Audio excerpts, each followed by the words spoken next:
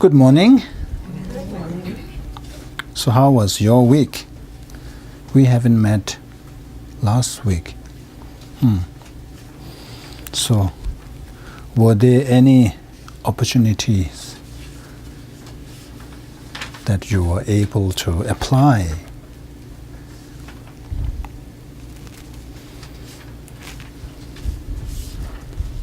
Please, if anybody wants to share.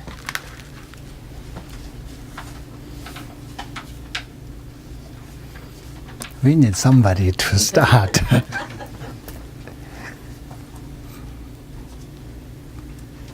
Yes, please. Two things. I'm discovering almost constantly, every day, I find opportunities to practice patience or being aware of self-cherishing and so on. And in my interaction with people, having my inheritance in this culture is being one of, when you're a white male, you find out that you have some sort of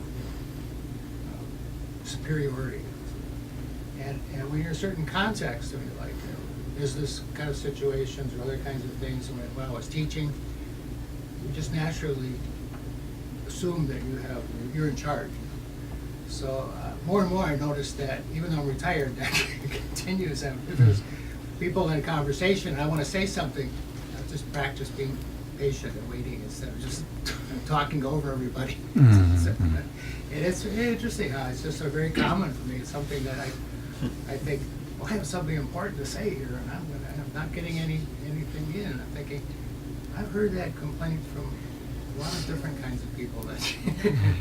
That's their daily experience. Yeah, I'll just wait. It can't be that important. And the second thing is, right now, I was offered this nice chair to sit in.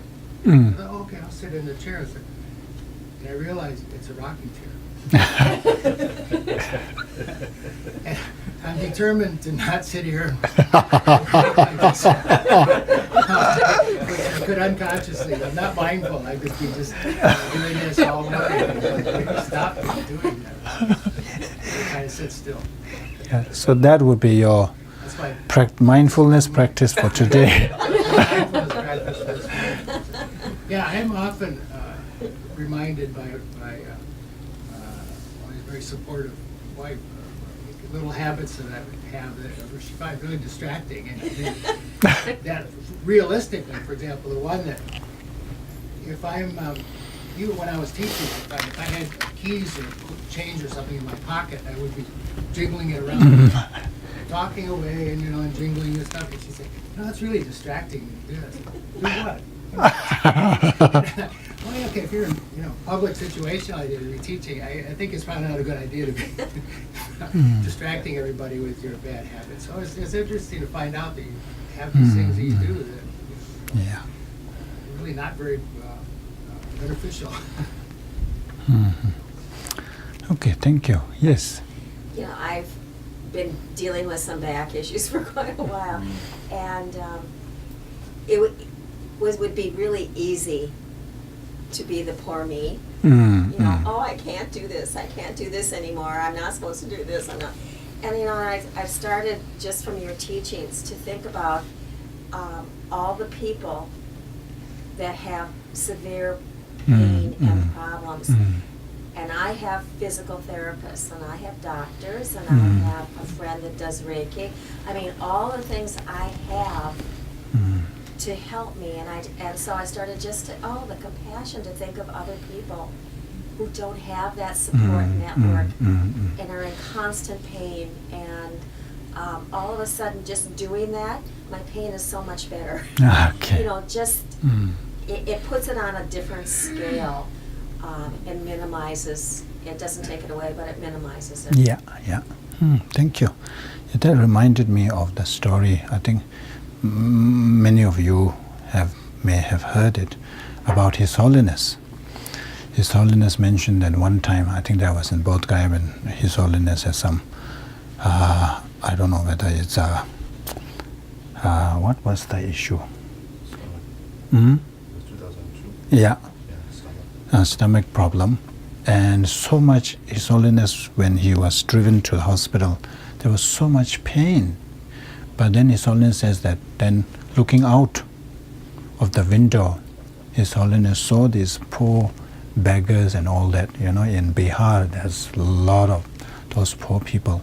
So after seeing those, and of course naturally His Holiness generated compassion, and then thinking of all the sentient beings' pain and suffering, he said that didn't even realize how His Holiness got to the hospital.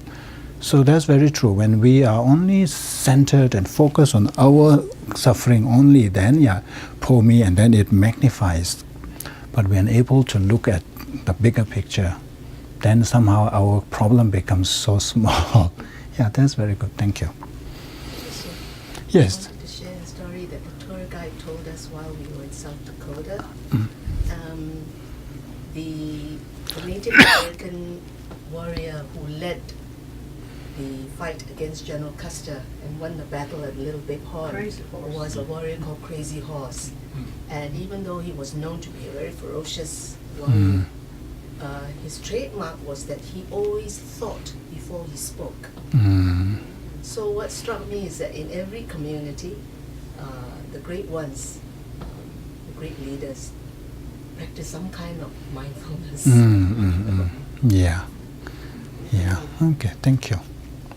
Yeah, he was also he thought of the people first. He was a great leader, and I just finished listening to just that battle and by family members, and he would often, countless times, he would lead the cavalry away from camp and so forth. And there was also some young people who were suicide attackers.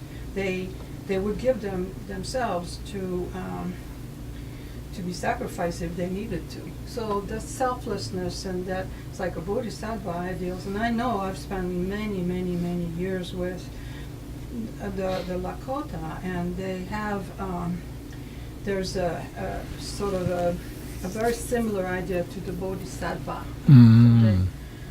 They very similar. They think of how when they pray, they pray for the people, all the suffering ones, and it's not just their own kind; it's the whole of humankind. So it's, I see. yeah, it's true. The best of the many cultures are very similar. Okay. Thank you. Anyone? Yes. Since last week was holiday for coming here, I started. I planned a project at my bathroom for the weekend. It didn't go well. The person whom I hired, he sent his card, and he said, "Oh, he's gonna do a very good job. I know him, but he messed up everything." He messed up everything. It took so many hours for one thing to put a cabinet, and he struggled. And while he was doing this, he was taking the deep breaths all the time, and I was worrying about him instead of that was because of the applying practice, I think so. So I was, oh my God, this guy may have some problem at home, or maybe he is suffering from some depression. Every now and then he takes the tears, so I talked to my husband, oh, maybe he has some problem. He must be suffering something. But then he messed up everything. He took out things that he was not supposed to do. He put it back, and the bathroom, he installed something but has a crack, and he didn't tell us until he left. So then I thought, because of his condition, I was thinking more about him than my bathroom, which was good, I think so. But then my family said, oh, you made this decision, you took the wrong because you don't normally make decisions now. It was a decision which was gone wrong. They were mad at me so much. Even though I wasn't so much concerned about the bathroom messing up, but then when they talk about how things gonna end, so I feel bad, and I should have, this looks good. No, this looks doesn't. This shouldn't be like this. He should have. So I was struggling. I was so much should I agree with my family that this was so bad, I had to fight with that person, I'm not gonna pay, or should I think about this guy who was fixing it? If I complain, he might fire, he has a family. These all I thought about. He may have family to feed. So maybe even with a loss for money, at least that person will use that money for his. Those all kept me thinking for 2-3 days. And then I think another way is, oh my God, see, the worldly things, even if it cracks, you think so much and your mental is cracked from the beginning. You don't take time, or you don't attempt to fix it. That's why we are in samsara.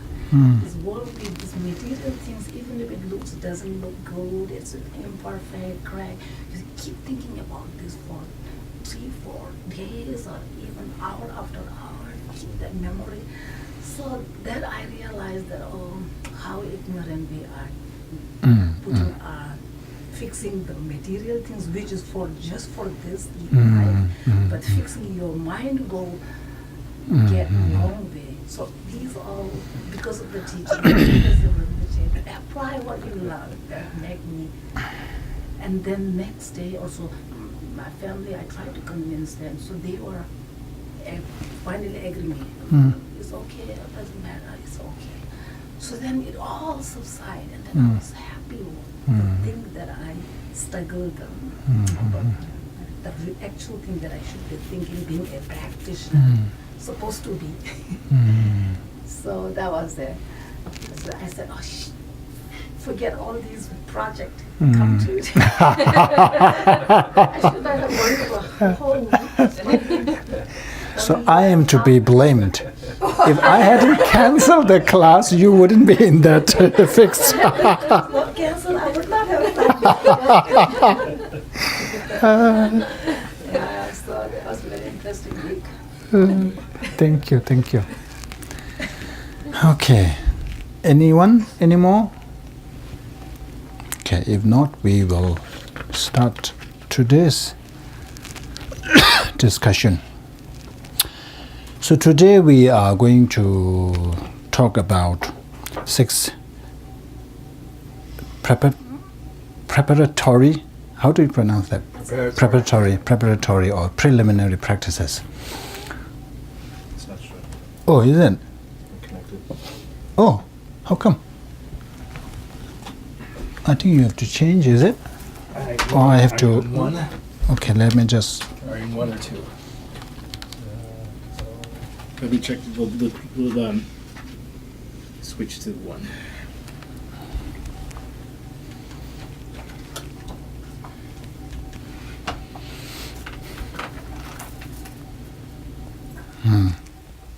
There we go.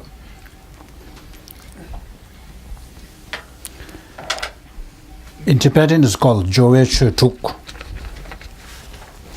I think most of you know about these practices, but I decided to include this because I feel that this is very important. So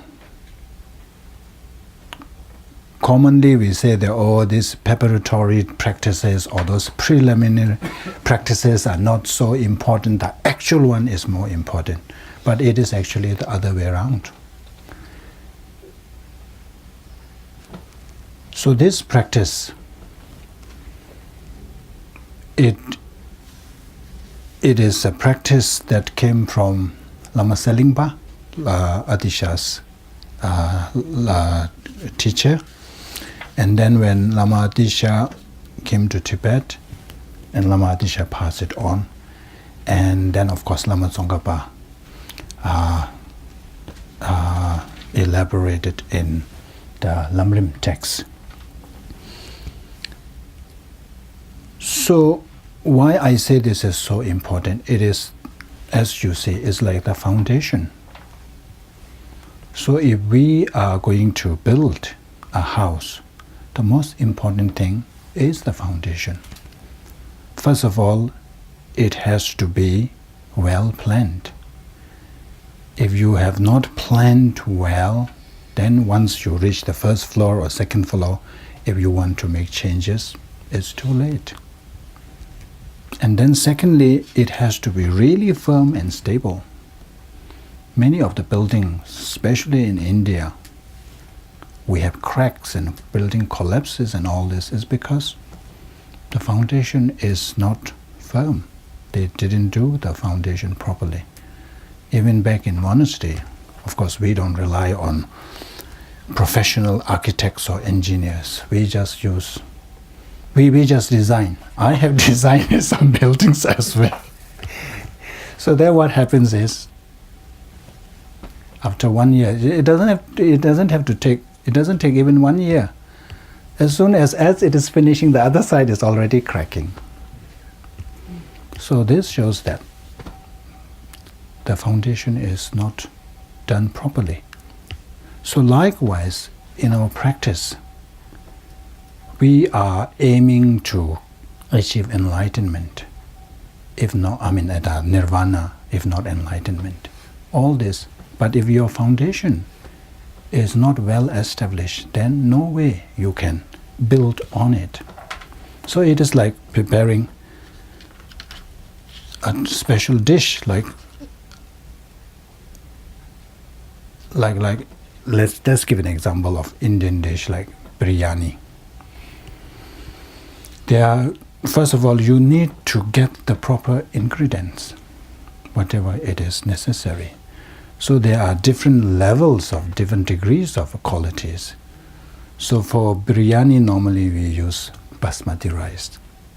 But if you use another rice, it is doable, but it won't be as good as using basmati rice. And then you need to prepare all this. If you're well prepared, follow the instructions and all that, then there is a likelihood that the result may be something that desirable consequences. Otherwise, it will not. So likewise, it is same. So that's why these 6 preliminary practices are like the foundations to our spiritual journey. Oh, I forgot to change this. Can you tell what these pictures are?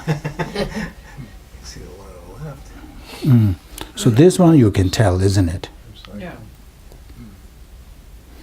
Then this one, can you tell what this is? Is that recycling? This is supposedly a bursted garbage bag.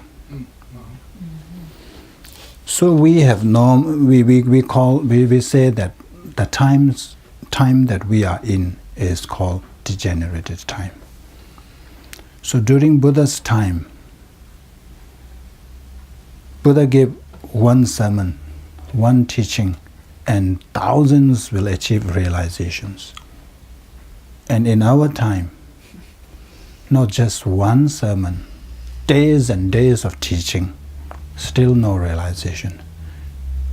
So we have a normally saying that in this kind of time is a sungna tsik mesin, samna tömego, komna kyula meke. So what does it mean is, in this kind of degenerate time, when we try to memorize some Dharma words, we fail to do that, no matter how much we put. But it comes to other unimportant things, it really sticks in our memory. If you ask me some details from movies, I will clearly remember that. But if you ask me, what do you study in this thing, what is this thing, I won't remember. That's a sign of degenerated time. And then, first of all, we won't be able to memorize that well. And then when we try to sit down and do kind of contemplative meditation, nothing comes. Our mind keeps wandering. There is no real result. And then, of course, after contemplation, If we try to, okay, now I want to do meditation, the realizations are very hard to come by. People do 3 years, 6 years, 10 years retreat, but realizations are hard to come by. So what this all shows is that we lack merit. We lack merit, and we are filled with negativities, filled with obscurations. So look at here, the picture, the first picture. Because of in this window, you can see that it's fogged. Because of that, you cannot see clearly. Likewise, we have all these defilements, all these delusions and all the negativities. That's why we cannot see. When we try to do meditation, there is no realization. When we try to understand something, no. Sometimes we read the text how many times? At the end of it, like, what was that?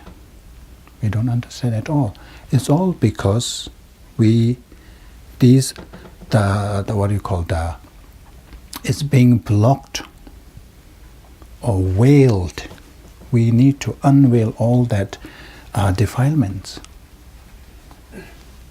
Only then we will be able to go beyond that obscuration. So that's one reason. The another reason is like this, the image is not that clear. It's because we don't have enough merits to really gain all this. It is like, like a thin plastic bag, and we're trying to put in all this thing. Because we don't have enough merit to really carry that kind of weight, we are unable to do that. And then this is in relation to spiritual realizations.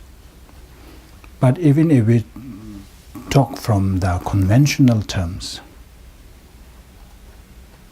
we all want happiness. We all are trying to avoid unhappiness and suffering. But this has to come from a cause and condition. And we well know that the only way to achieve happiness is through cultivating virtuous actions or merits. Only way to avoid experiencing suffering and pain is through avoiding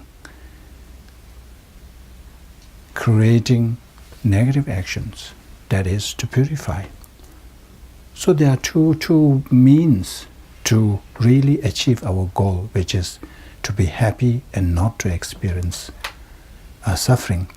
So through this practice, these are not something that you have to do a lot of preparation, that you need to study for years and all. These are very common practices that we all can do. But it is very powerful in nature. So that's why it is so important. So we should not kind of ignore and kind of undermine the value of these practices by saying that, these are preliminary practices. I want to do the actual practices. That's not right. Without these preliminary practices well established, there will be no real gain, because we, as mentioned, all these realizations and attainments will be obscured, will be prevented by all that, our delusions and whatnot. So what are the 6 preparatory practices? So the first one is cleaning the room and arranging the representations of Buddha's body, speech, and mind. So in Tibetan it's called Negang Chidur Chela Kusung Tuki Ten Tambas. So in Tibetan we use Ne Kang. And Sangdo Rinpoche explains that there is a purpose in that. So Ne Kang, there are 2 different things. Even though when in translation we said, cleaning your meditation room. But here in Tibetan we use the two terms, two syllables here, ne kang. So ne literally means the place. Kang means room or the house. So what it is saying is that not only your meditation room, we also need to keep the surrounding of your room. So your room, if you say your prayer room is so clean, you keep all this, but the rest of the house is untidy, then that's not really logical, isn't it? So that's the first one. And then second one is obtaining offerings without deceit and arranging them beautifully. And then the third one is adopting the 7-feature sitting position. This is about the meditation postures, how to sit properly while in meditation. And then taking refuge and generating bodhicitta mindset. This is about setting up one's motivation. And this is followed by visualizing the merit field. So in order to make all that offering and all that, we need to visualize the merit field. We need to invite the object of our offerings. And then the fifth one is offering the 7 limb prayers and mandala, which is the 7 limb prayer, which is the core practice of accumulating merit and self-purification. And finally, making requests to your gurus and Buddhas and Bodhisattvas to bless you to be able to continue on your spiritual practices.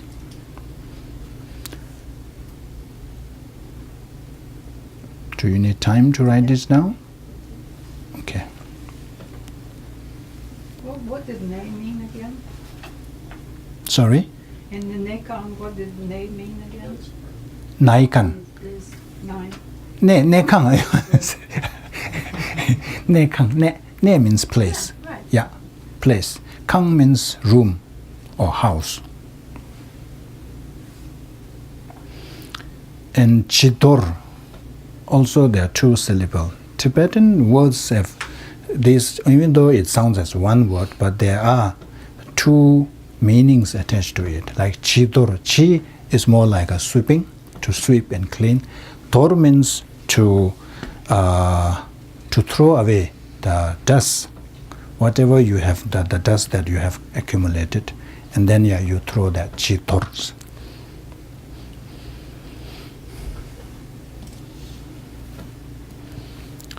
So let's now talk a little bit in detail about the first preparatory practice, which is the sweeping and cleaning the meditation place. So generally there are general benefits to general benefits to cleaning, keeping your house clean, whether you are doing meditation or not. So in Sutra there are 5 benefits listed. So the first one is your own mind becomes clear. That we can tell from our own experience. So if your room is clean and all this, you feel, your mind feels clear and clean, that kind of. Whereas if your house is too messy, you don't even want to go in there. It kind of blocks your clarity of your mind. And then others' mind becomes clear. So when others visit, the environment is so clean. It also helps others to clear their mind, to have a clear mind. And then it pleases devas and protectors. So there is this belief that the devas who are attracted to spiritual practices, so they often visit wherever there are practitioners. And they will come and visit you, and they will actually facilitate your practices and help you in whatever way they can. So, but then devas are very prone to unclean things, dirty things. So if the place is not clean, they cannot come. They cannot visit you. So for that reason, it says that if you clean your house, keep your house clean, or especially your meditation place clean, then there is chances of all these devas and protectors visiting you, and then they will provide the necessary health or facilitate you in your spiritual journey. And then it says it creates karma to be handsome and attractive. So this one is mainly, it says it will help you in maintaining a pure ethic. So the physical, whatever you look, but if you have pure ethic, so that is the main beauty. That is like the main ornament. So even though you may not appear attractive to other people, but to Buddhas and Bodhisattvas, if you have pure ethic, you appear attractive to Buddhas and Bodhisattvas. So that is one of the benefits. And then it says, creates karma to be reborn in a pure land. So these are 5 general benefits that is listed in sutras. And then normally when we talk about the first preliminary practice, this story is a must. There is this practice that all the lamas will tell the stories about this one. So in Tibetan it's called Lamchungpa or Lamtenten. So how many of you know about the story? Most of you would know. But still I will tell the story. So this was during Buddha's time. There was this family who had been losing child. Every child born in the house, it keeps dying. And then the family approached, the neighbor, old lady, she said that next time if a child is born, let me know. There is a way we can try something else. So when the child was born, so they called the lady, and the lady said, okay, send your maid with the child to go to a junction, a big junction where all those practitioners pass by, and then make a request to them for the son to live long. And this maid took the baby and went there. She has heart in this, so she really went to a far in the main city junction where there's a lot of travelers passing by or passing through. So she waited there, and then all these different groups of practitioners passed, and then she made the request. Everybody blessed the child, and even Buddha and followers also, Buddhas and the Buddha's entourage also passed by and blessed. And by evening, the boy was still alive. So he was brought back, and he became Lamchenpa. He is known as Lamchenpa. Lamchenpa is, Lam is part or way, Chen is the big, because he was blessed at that city junction, that big junction. He was named Lamchenpa. And then they had another child, another son was born. This time, they again consulted the lady, and she gave the same advice. But this time, unfortunately, that the maid turned out to be a lazy one. She didn't want to travel all the way to the city. So she just went to a nearby small junction there and waited, and nobody really passed by. Of course, Buddha, being omniscient, saw this is happening, and Buddha purposely went to that junction and blessed the child. So they grew up. Of course, his brother became a great scholar, and of course achieved arhathood. And But Lamchungpa, from young he was so dull-witted. His intelligence is so low that he could not even memorize one word. So when he was at his age of education, he was sent to a teacher. And the teacher started with, what is the word?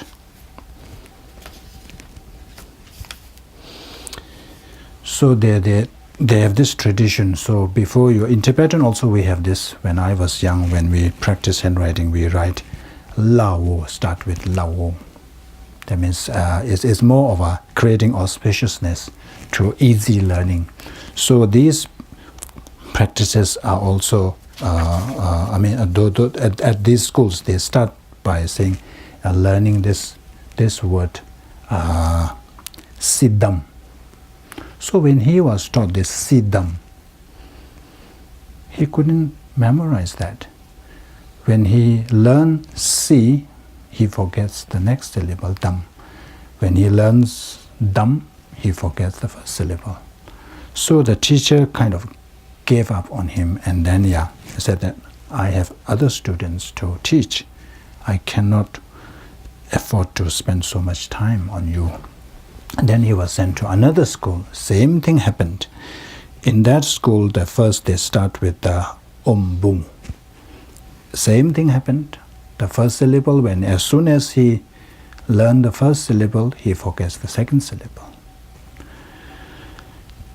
So he couldn't learn anything. And then by that time, his parents also died, and he had nobody. And then he went to his brother, who is now a monk following Buddha. So he went to his brother with his clairvoyance. He checked whether he has any karma to be a monk, and some Dharma karma to practice Dharma. And he saw that he has this karma to practice Dharma. So he kept him as his student. And then he tried to teach. Same thing. No matter, he actually wanted to teach him 4 stanza. No, 1 stanza. So 4 lines.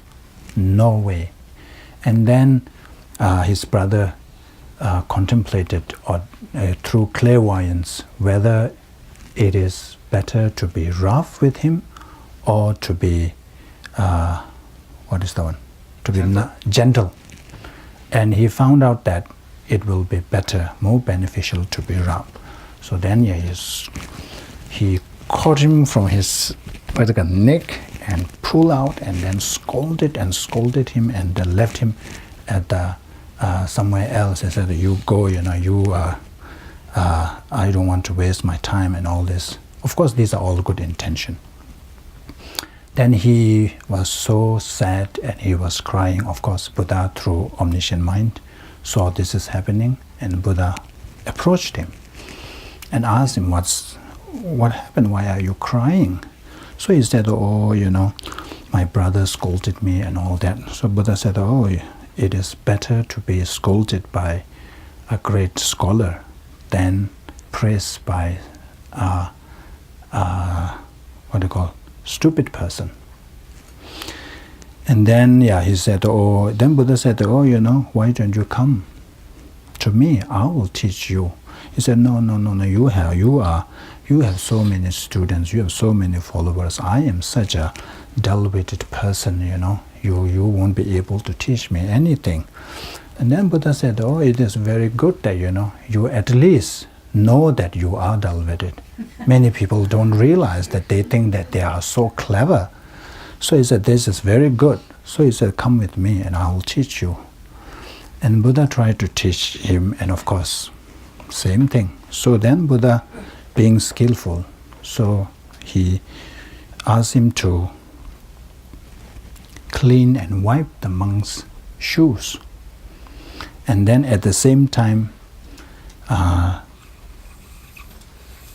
to recite these 2 words. What is the word? Duyupong Timapong. In English, how do you say that? Abandoned dirt, abandoned stains. Abandon, yeah. Clean the dust, clean the stain, cast away dust, cast away stain, abandon dust, abandon, what was that? Stains, yeah. So he was asked to recite that. Of course, he won't be able to memorize that too. But the monks were told that he's going to do this, but they have to say this whenever they enter, and also pray for him.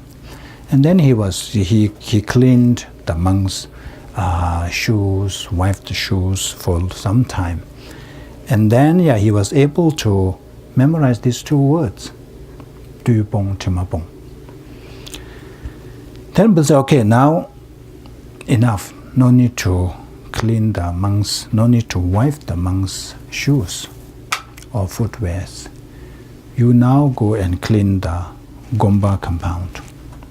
So he was cleaning, but because of the power of karma or Buddha's power, so when he finished one side of the compound, the other compound is already filled with dust and leaves. And then he goes, so it's like whole day he was doing. But of course, there's no, he did with pure heart. And then as he was doing this for a while, then he started to contemplate on the word. Abandon dust,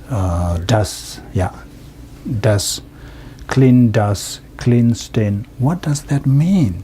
Does it really mean the physical dust? So he was contemplating on this, and then suddenly there was what we call aha moment.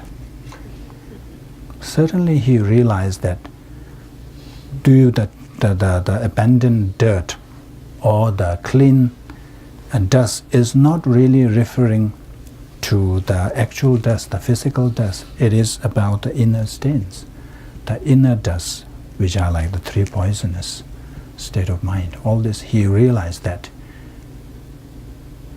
And then he became, he became, through that contemplation, he became Arhat. So Buddha wanted to let people know about his realizations, his attainments. At the moment, everybody know him as the dull-witted person. And also during that time, the non-Buddhists, there's a lot of competition at that time. So they have been spreading, circulating this rumor to say that, the Buddha's community is nothing to be proud. Look at him, people like him, the dull-witted people, can also become part of Buddha's followers. So they have been saying all this. So because of that, Buddha wanted to show that he is not a dull-witted person anymore. So Buddha sent him to teach to a nunnery. In those days, they have these practices. Monks and nuns, we do on every 15th day, we do this kind of confession session there. So before the actual one, so the whole night there had to be a teaching given. So for the nuns, normally that they will send a monk to give teachings. So this time Buddha asked Lamchungpa to go over there. And then of course the nun community, there are also those nuns, who always creates trouble. So they have been, said, oh, this is such a bad thing, they really look down on us, Look at that. They're sending us this dull-witted person to teach us. We must do something so that they will never do this they will never treat us in this way.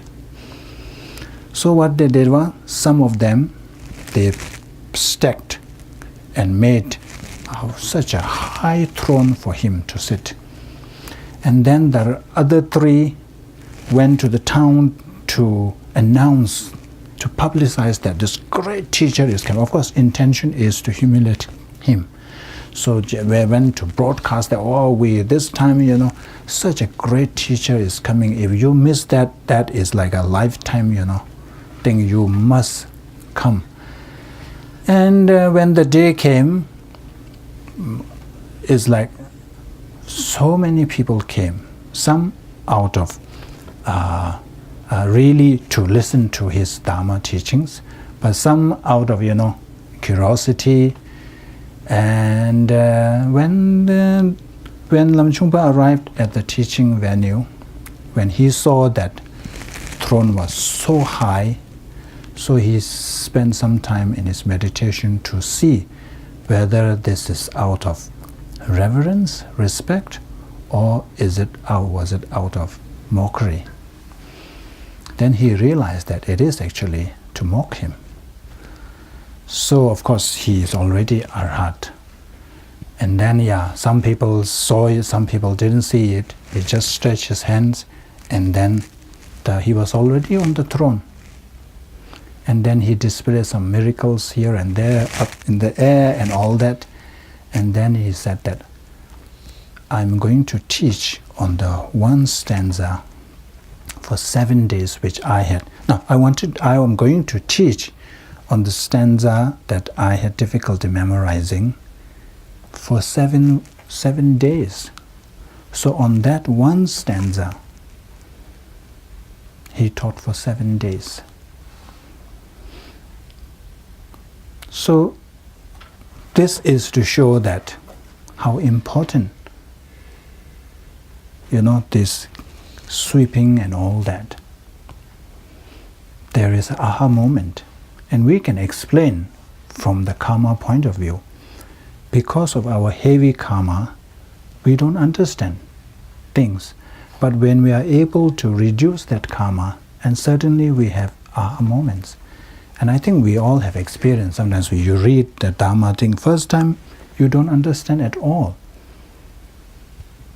Second time, same way. And then suddenly one day is like, wow, you understand so clearly. Then you say, oh, this is what it is talking about. So this happens. So the main thing here is to purify our negativities, purify the obscurations. So that one way to do is through simple act of sweeping.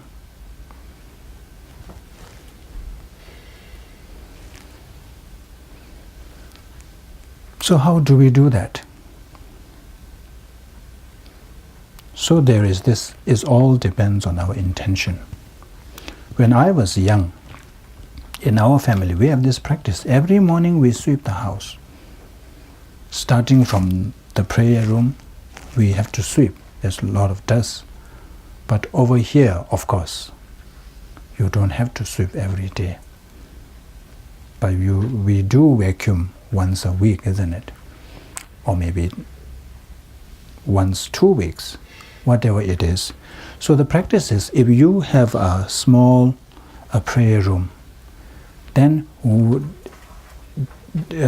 irrespective of whether there is dirt or not, we should always sweep.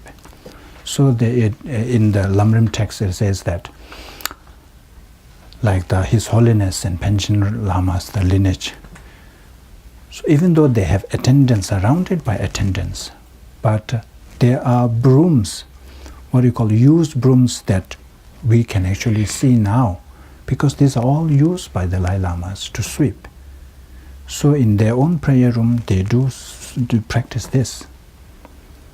They don't let just the attendants do all this. They personally engage in these practices. So these have really significance in that.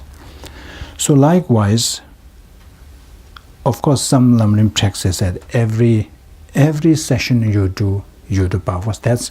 That's if only you have time. If not, at least we should do every day. And then when you really sweep that, the practice is to recite that two line, the two word, clean the dust, clean the stains. For when you do that, imagine or visualize your broom as the wisdom realizing emptiness. And then when you're sweeping, you imagine the dirt as all those afflictive emotions. ignorance, anger, hatred, whatever. And then you imagine that you are really sweeping that. So that's one way to do it. And then the intent, the actual motivation is the motivation to achieve enlightenment for the sake of other sentient beings. So with that kind of bodhicitta motivation, and if you do that practice, really great. I think if you really do that, that itself is good enough. All the other things, then when you think about it, there is possibility that you will have all these realizations because you are removing all the obstacles to gain all these insights. But when you are filled with all that obscurations, no matter how many hours you spend on meditation, nothing is going to gain from that. So that's one way we all can do. It is same with you don't have to sweep. You can use the vacuum cleaner. Nowadays we are living in modern world. When you're vacuuming, it's same thing. Just the visualization is the key. So that's about the first preliminary practices, and it is 11 o'clock. So let's have tea first.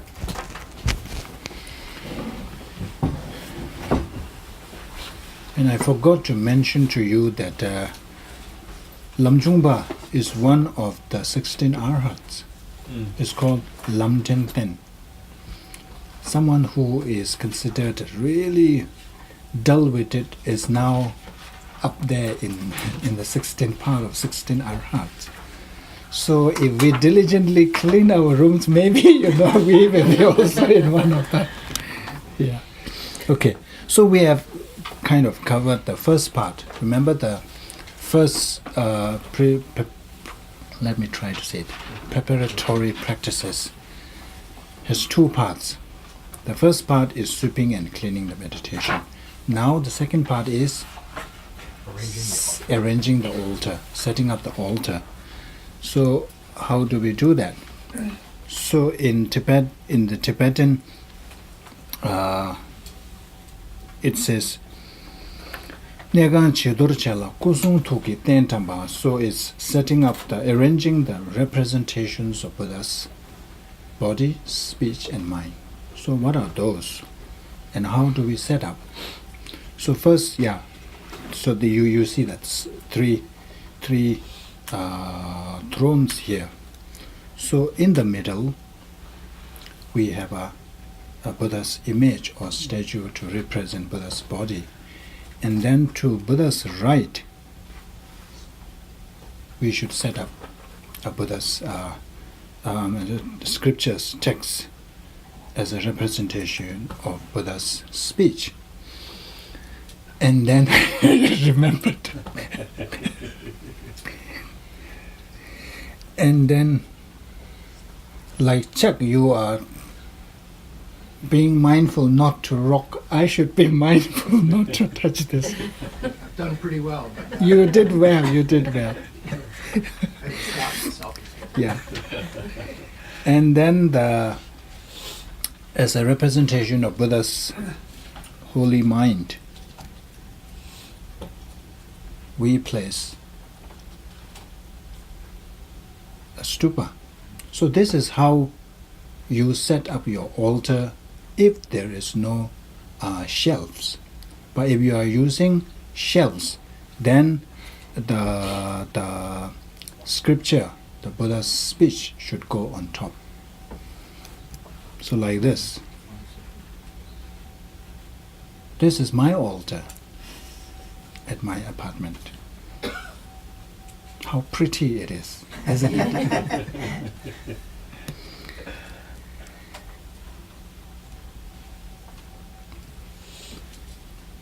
So any questions on this? So if you have the shelves, then you put, the main thing is put the text on the top, but some also put the Buddha's representation of Buddha's mind also on the top. but always the body is at the lower. And then if you are also having those, let's say the image of protectors, so it should always be at the lower than Buddha itself. So there is kind of a level there. And in Lamrim, it's emphasized that even though, we see our own altar every day, but we should always try to look at the altar, look at the face of Buddha. So there is this quote.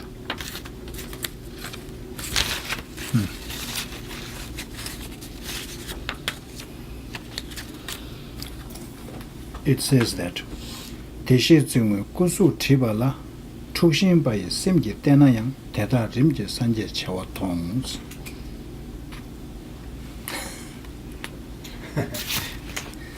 So that means even if you look at Buddha's face out of anger, out of envy, out of jealousy, whatever negative state of mind, even then it says that you will create a karma to see Buddha's image, to see millions of Buddhas.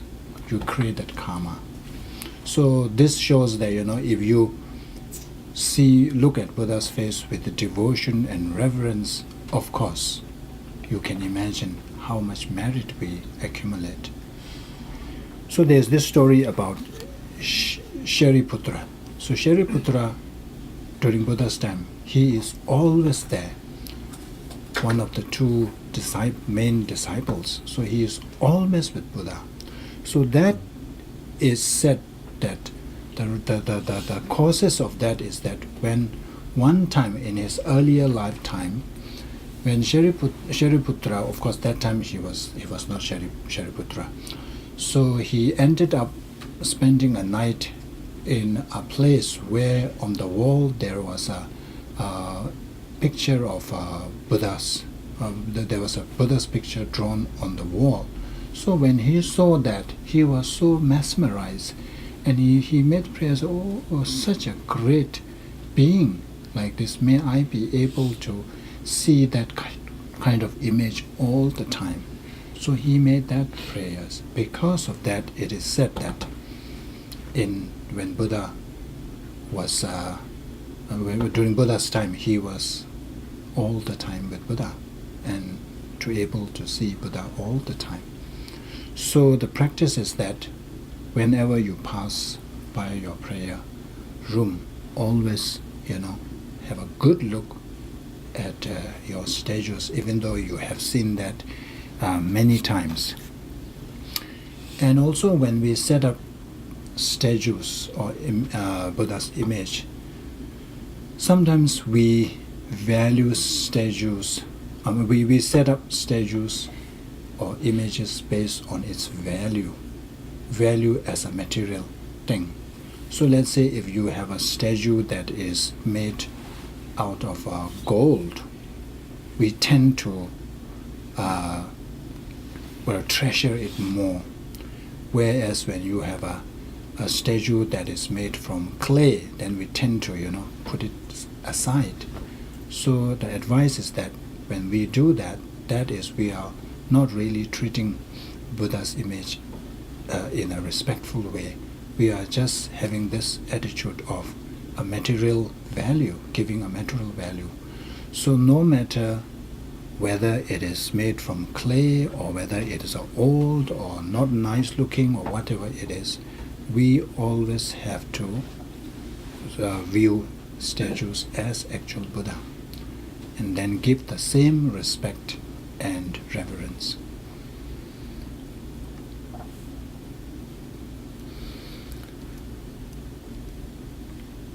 So now we are going to the second part, second preliminary practices, so which is obtaining offerings without deceit and arranging them beautifully. So in the second one also there are two parts. The first is about the offering itself, the way you acquire these offerings, and then how to arrange that So it says arranging them beautifully. So the first one is obtaining offerings without deceit. So if you acquire something something through deceit, and then if you make that as an offering, so that does not really serve the purpose.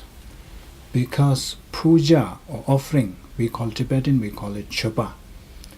In English it's translated as offering, but I think in Sanskrit it's called puja. So puja literally means to please. So we are making these offerings to please Buddhas and Bodhisattvas. But if you have acquired that through cunning ways, through harming others, through deceitful means, then there is no reason for Buddha and Bodhisattvas to be pleased. They would rather you don't do that. So that's why it is important that whatever we are offering, it is earned properly through proper means. So in Lamrim it outlines 5 kinds of wrong means. So here when we talk about obtaining offering without deceit, there are 2 kinds. First is the material itself, and then the second is the wrong intention. So first we will go through the 5 wrong means. So these are, in Lamrim and all this, these are more likely to occur to Odin people, because Odin people, or monks and nuns, they rely on others' sponsorship, others' help. But it is not impossible to happen to lay people as well. But here for lay people, it is more about how you earn your living. Whether you earn your living through, harming others, exploiting others. Some of the big giant companies, they really exploit their workers. They really try to pay them as low as possible and make as much profit as possible. So these kind of money that you acquired, and if you make that as offering, so we don't know whether it is through right means or not. And then sometimes deceiving people, conning people, cheating people. These are very common things that happens, and all kinds of scams are. We know about all these kinds of scams where people loot money from other people. So these are considered as wrong means. So that kind of offering, if you make to Buddhas, then it is not a proper offering.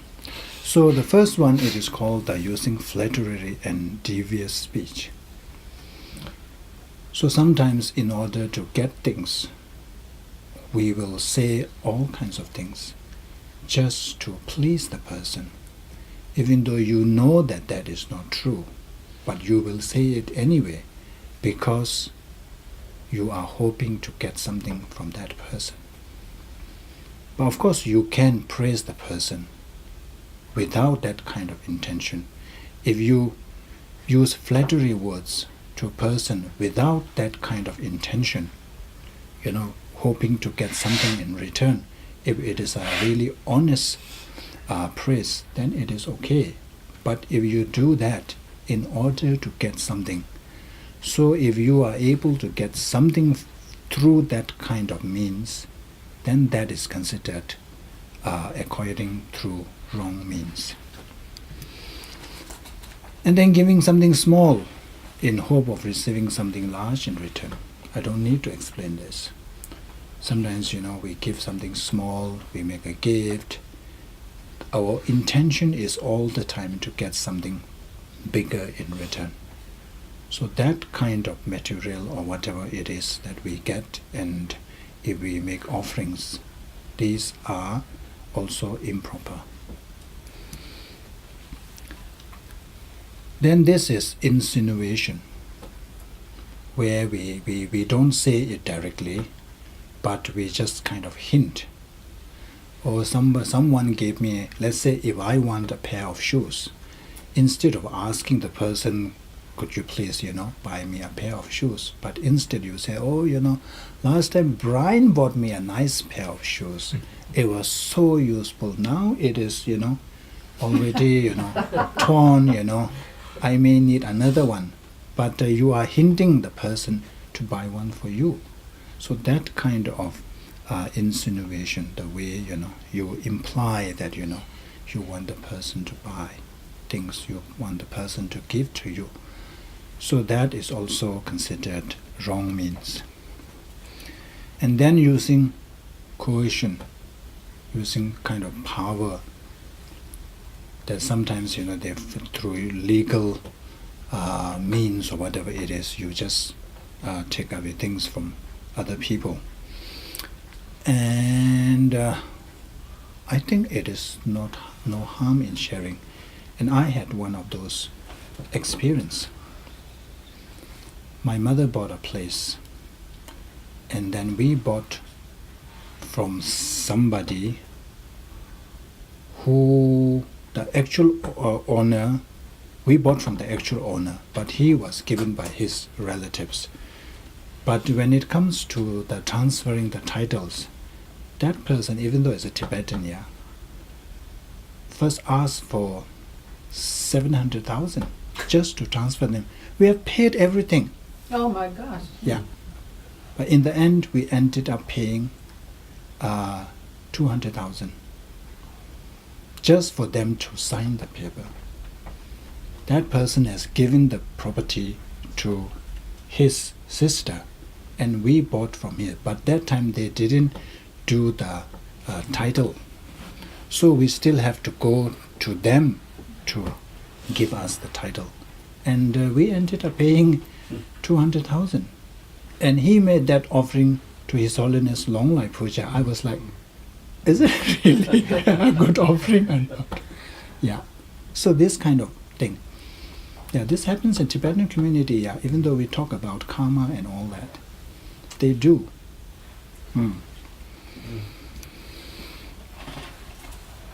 Then this one, using deceptive behavior. So this is normally, your behavior is not according to Dharma. You are really naughty and all this. But then in front of people, when you are expecting a big donor or sponsor, then you really pretend you are a great practitioner, all this. So that through that one, of course your intention is to get something from that person, and then you pretend that you are a great practitioner. But of course the other intention is that, even though you are generally not well behaved, but when you go out and if you try to behave well with the intention that, if I don't behave well, then it will defame the monastic community. So with that kind of intention, and if you have this kind of deceptive behavior, it is acceptable, because your intention is not to gain something from the other person. It is mainly for the sake of the whole community. So here what we are talking about is just for your own gain. If I portray as a good practitioner, and then they may sponsor me, they may give me money, that kind of thing. So these are the means. If we earn money or material things that we earn through these means, and if we make offerings, so that is considered not proper offerings. So this is about the material that we offer. So now it is about the intention.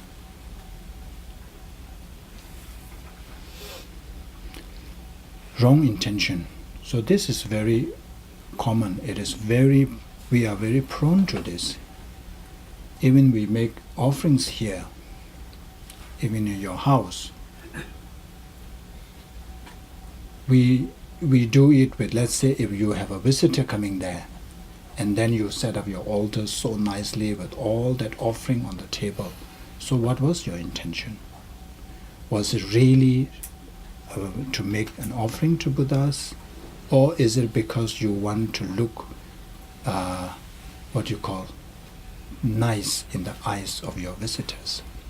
This is very common. So that's why it is very important that we have to constantly check our intention when we do all these practices. I have mentioned earlier that in Tibetan community we have these practices of offering meals and money offerings to big monasteries. So it involves making offerings to thousands of monks. It is a lot of money involved there. But if your intention is really to achieve enlightenment or to achieve nirvana or other good virtues in motivation, then it is okay. But it is out of competition, out to seek praise. That wow, this family so generous, wow, they offered this and that.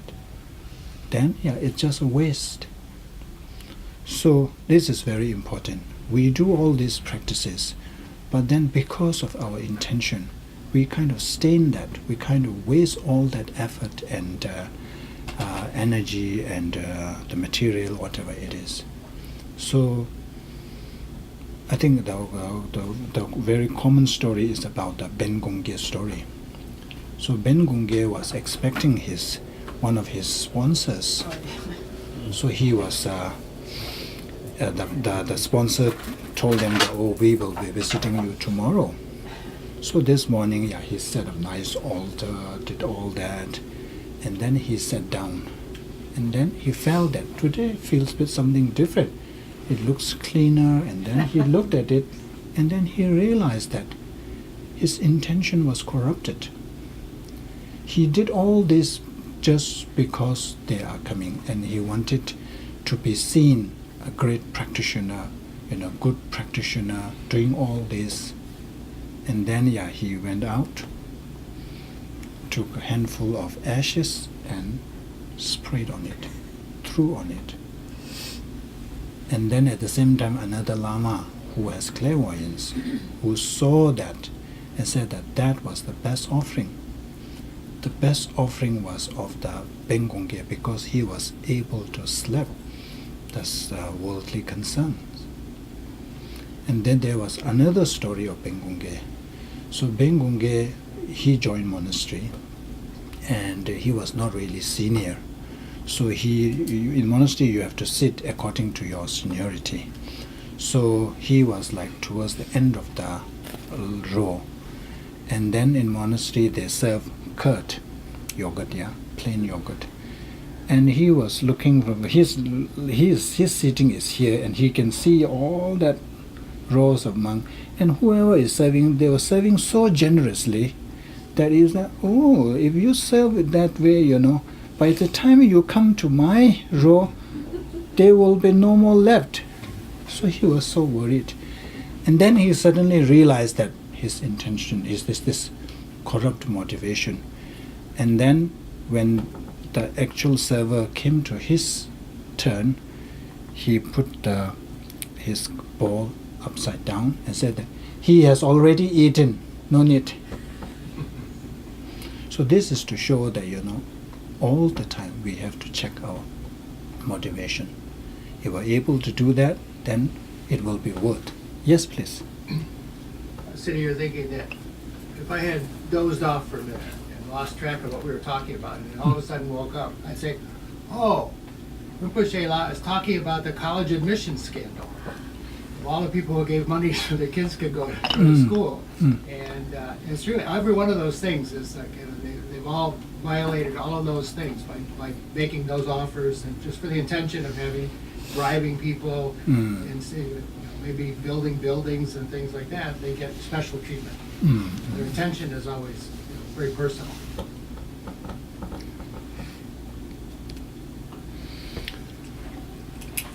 So now the common practice. So now we talked about the materials that we offer, and we also talk about the intention.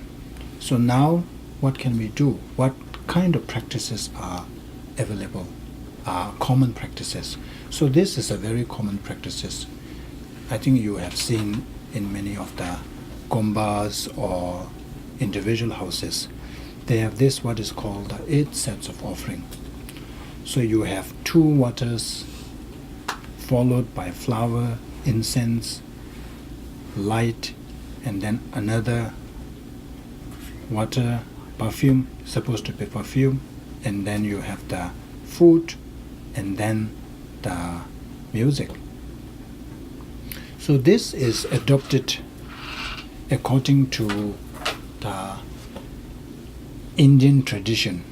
So those days when in India, when you have a visitor, those days of course there are no cars, so people normally walk, and then India being hot, so when you have a guest, so the first thing what they will do is they will give you a drinking water because you are so thirsty from traveling, and then because no shoes, so they will give you water to wash your feet, and then they will give you flowers. Normally when you visit India, you say there were garland of flowers, you will receive that, and then the incense, and then also you see sometimes the Indian tradition, they have this fire and go around I don't know how many times.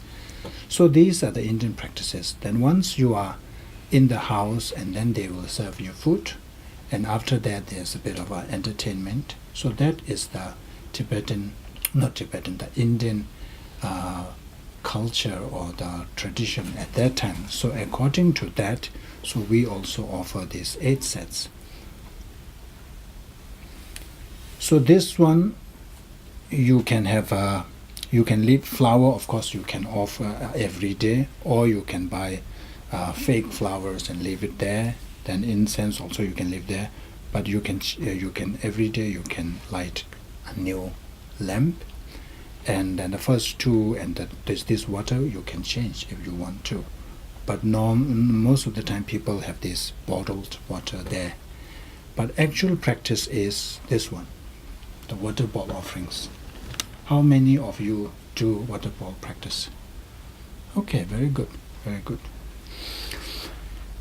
So water ball offering practice is, I think it must have started from Atisha's time in Tibet, because when Atisha first visited Tibet, and after tasting the water of Tibet, which is all from mountain, it is really clean and tasty and all that.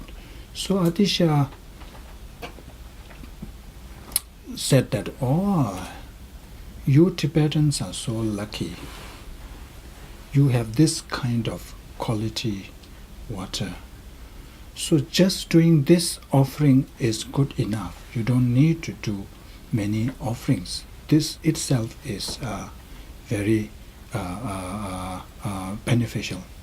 Of course, Tibetan water, there are in Lamrim, they talk about 8 benefits. So anyway, I think that's how it came about, water ball practices. One reason is that water in Tibet during those times, nobody owns, no ownership to water. It's 24 hours running. Even when I was young in Bhutan, we have 24 hours of big water running there. There is no tap or anything. It's just 24 hours running. And nobody can claim that it is my water. Yeah. So it's free. So because it is free and also it is plentiful, there is no sense of what is that word? Miserliness. If we were to offer a bottle of orange juice every day, we will be like, oh, how long can I go? There is, even if you are able to do that, there is a little bit of stinginess. It won't be pure. But water, nobody feels, stingy about water. Those days.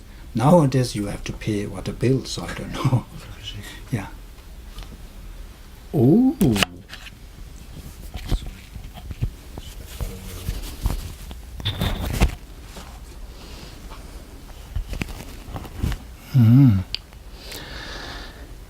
Yeah, so that is the reason. Yes, please. Rinpoche, when you fill water bowls What do you say? Normally we say Om Ahum Okay. to bless the, yeah. So the water balls, you can do 7 sets, you can do 100 sets, it's up to you. And there are practitioners who just do the water ball practices. From the morning, they will have hundreds of water ball, and an hour later, they will just redo and continue doing that days and days and months and years. That's their main practice.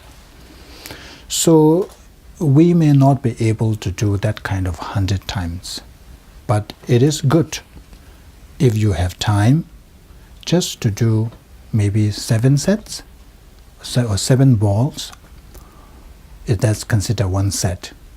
Or you're too busy, you can just make 1 offering. 1 ball and then make offering. That is also good enough. Yeah, it is all your intention. So I'm sure most of you know how to do water balls. But in case, I have this clip. It is actually His Holiness is teaching how to do water balls. But there is no English translation, but from the monk doing all this, you can guess what His Holiness is saying. So let's see this. 我今天我研究培养的，把咱个开始跟同行的兄弟，然后么现在他们现在已经什么程序的？开始人研究那叮当不可能也可以用，叮当不可能都是嘛，就这地方出路的，开始用的。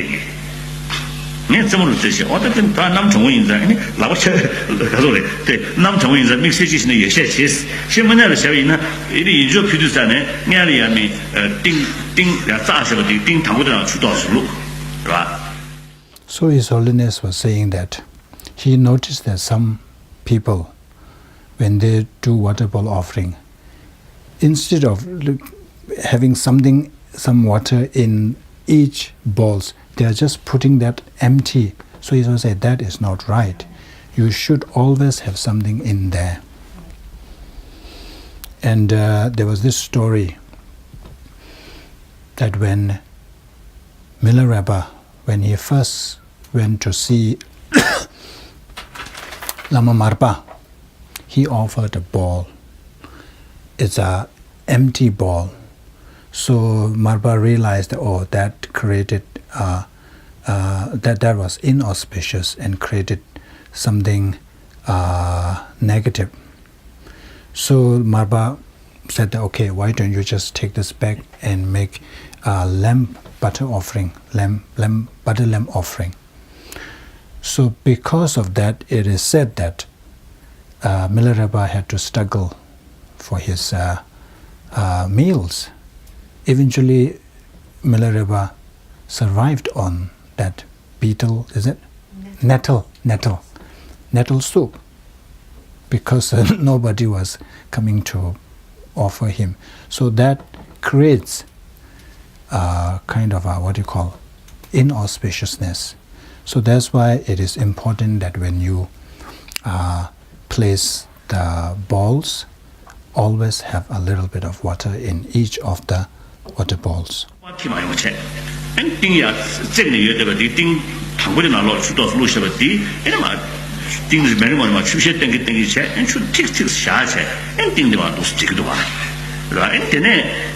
띵 타마타마데 나라리야 고모고모네 마치 추셰로 마땅샤베 마샤샤베 아니 추르모게 단냐 망스 타데버디 아니 실로 마시 가이다다 추쇼스도 마시 추틱스 타체 추틱스 타디 도스마 아니 지셰디 띵 창외 나라리야 추틱스有下空的东莞那下空띵东莞上呢你们写的但是呢你地方里啊你你说路山里呢这个大是가서 그게 지 귀쇼로 가게 매우시는 루쇼로 맨날 제 그러면 귀바도 제 내가 출루를 전에 주 건주문 루제 주 띵네마 출류야서 주 토량소를 마셔셔 귀바도 제 나라좀니 소소베 지구리에서 미실이야 그런 잘로 보이나 자 토로서로는 좀 말봐 그러면 귀바도 제니 자도 마포로 참막하는 데 매딩에 도선이 다 로그와 어디는 시선에 알아서 다 추유 고만이야 아니 추유 전에 인조 규드 어다 띵디나라야 아니 추마 내가 추순주세 기대냠 좀 숙체스세 주대야 용습세 nen주마스스 도와 띵디야디에 시라나파 가소래 하와르베 전부 샤는데 동바시다면체 내 투데베 면체 직다 소스체스로 지금 nen주sam도 뭐 투스마도세 투스마트기야로 어들자리 시행관시도 와 봐.就是以就是표현 표기하래. 아니 다 표기면은 나가래. 표기하나 그 표를 찍으면 그 야구로 주는 야구. 시험가. 나 해도 들 돈안 줘. 띵동 버스 마 거의 거의 버스 맵체. 이제 루체. 그 야구들에 양 코치 잘나가 상대로서 통소. 왕에 좀 뜻이 어디 남 정도 세면 러스 this love you show. 제디 어다 들으셔야지. 아주 돈안 주는 시험관. The rest you understood? Yeah, so that's that the first thing is make sure that you have water in each bowl, and then when you set up, is place the each bowl not too close but not too apart. It's normally said that it's the size of a grain. And then when you pour with respect, in a respectful way, as if you are serving a king or somebody important. So if we are to serve His Holiness a cup of tea, the way we pour, we will be very careful, we will be so respectful. So we are actually making offering to Buddhas and Bodhisattvas. So we should be more careful, more respectful. So when you pour water, so it says in the shape of a grain. So grain normally the two ends are pointy and then the middle part is thick. So the first one is start with a small and then it increases, and at the end then it again becomes smaller. So that's the way to make water bowl offerings. And the one of the reason that cleaning of the house is that we are inviting Buddhas and Bodhisattvas in our prayer room. So if we are expecting a special guest, it doesn't have to be a special guest. If we are inviting our friends over, from morning we will be busy vacuuming and setting up and all that to make the place look nice. If we do that for our just ordinary friends, why wouldn't we do to Buddhas and Bodhisattvas? So that's about the first two preliminary practices. And the third one we will continue in July. I purposely leave it here to create auspiciousness to continue. Yeah. And don't forget that next week we are having a potluck. And please invite and bring along your family members. It is like a, get together, family and, the casualing members get together. We can treat this as get together and bring along your friends or whoever wants to come. Yeah. So there's no teaching, just a potluck? We will have first 1 hour, we will have a bit of discussion, kind of revision. Then I'm going to give you big assignments. We will go through the assignments, yeah, and then you get 1 month spring. Is it spring break or is it summer break now? It's summer break. Okay, summer break. Yeah, summer break. Okay, that's about it. So that's what I said. We should say the dedication prayer is first the short mandala offering on page 4, and then continue with the